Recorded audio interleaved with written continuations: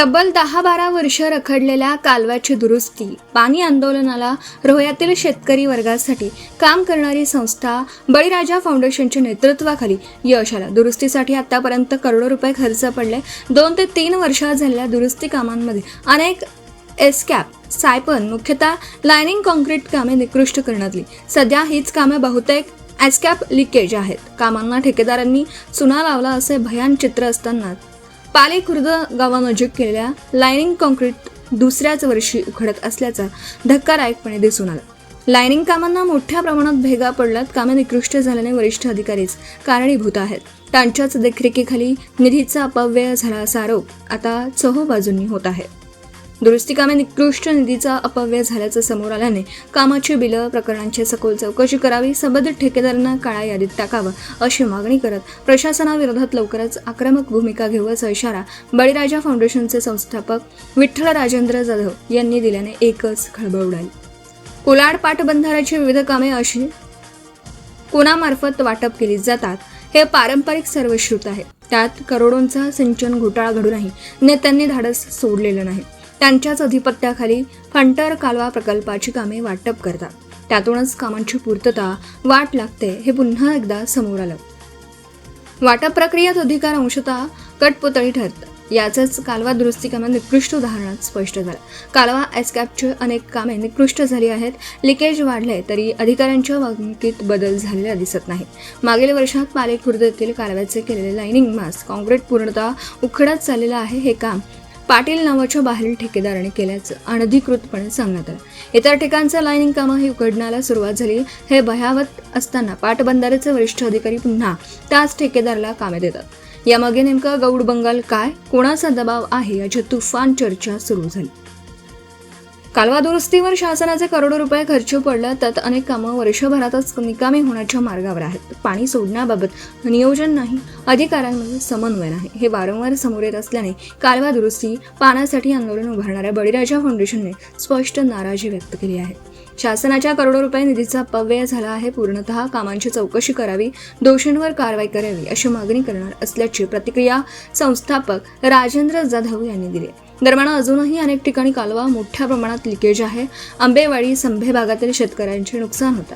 ही दुरुस्ती कामेही मुदतीत पूर्ण करावीत। पुढील हंगामात कालव्याचे पाणी पूर्ववत करावं, कामे दर्जेदार करावीत अशी आग्रही मागणीही बळीराजा फाउंडेशनने केली आहे। BBL मराठी न्यूजसाठी शशिकांत मोरे, रोहा, रायगड।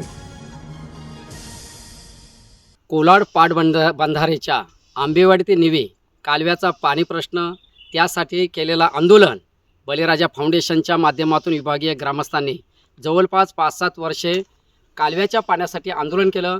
त्याला खूप यश आलेलं आहे, हे आपल्या सर्वांना ज्ञात आहे।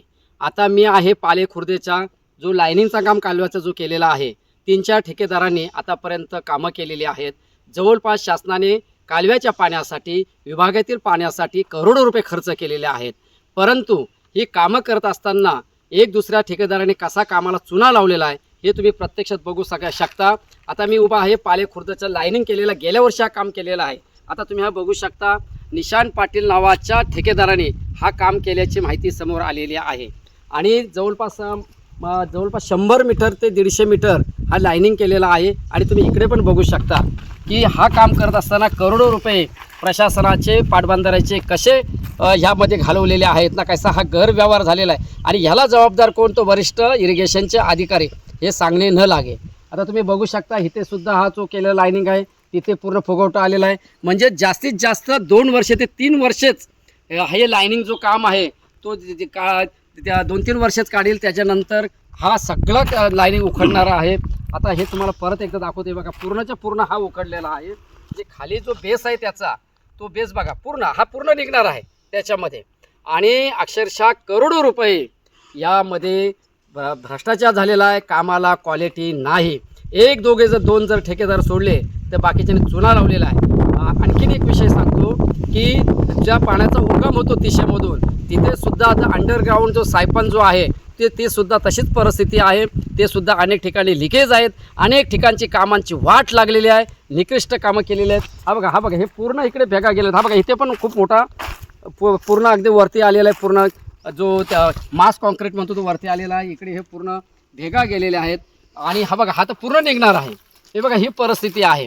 ते इरिगेशनचे जे कार्यकारी जे अधिकारी आहेत त्यांनासुद्धा मी सवाल विचारतो की ही कामं तुम्ही तुमच्या नियंत्रणाखाली तुम्ही सुपरवायझिंग कशी करून घेतलेली आहेत. म्हणजे ह्या कामामध्ये सरकारचा पैसा हा फुकट घालवलेला आहे आणि कामं निकृष्ट दर्जाचे केलेले आहेत. याचं उत्तर तुम्हाला द्यावंच लागेल आणि लवकरच बळीराजा फाउंडेशन या निकृष्ट कामाच्या विरोधात संबंधित अधिकारी प्रशासनाला जाब विचारल्याशिवाय राहणार नाही. त्यांना उत्तर द्यावं लागेल. आणि पाण्याच्या बाबतीत जे काही चालढकलपणा चाललेला आहे हा सुद्धा एक गंभीर विषय आहे. सरकार जर लोकांसाठीच्या पाण्यासाठी करोडो रुपयाचा खर्च करत असेल आणि अशा कामाची जर तुम्ही वाट लावत असाल आणि त्या भागाला जर पाण्यासाठी सुद्धा तुम्ही आता ह्या 15 दिवस झाले तरी पाणी नाही आणि पुढच्या वर्षी पाणी देण्याचं आश्वासन करतात. आता पुढे गेल्यानंतर तिकडे तिसे नंतर आंबेवाडी इकडे सुद्धा लाईनिंगची मोठ्या प्रमाणात कामं आहेत. तिथं सुद्धा शेतकऱ्यांचे मोठ्या प्रमाणात नुकसान होते. तर आजचा जो मुद्दा आहे तो हा निकृष्ट कामाचा मुद्दा आहे. या कामाच्या बाबतीत संबंधित प्रशासनाने स्पष्टीकरण करावं. परंतु बळीराजा फाउंडेशन या सर्व कामाची चौकशी करायची मागणी करणार हे निश्चित. आपण पाहत आहात भास्कर पब्लिकेशन प्रस्तुत BVL मराठी. बातमी निपक्ष, सदैव दक्ष.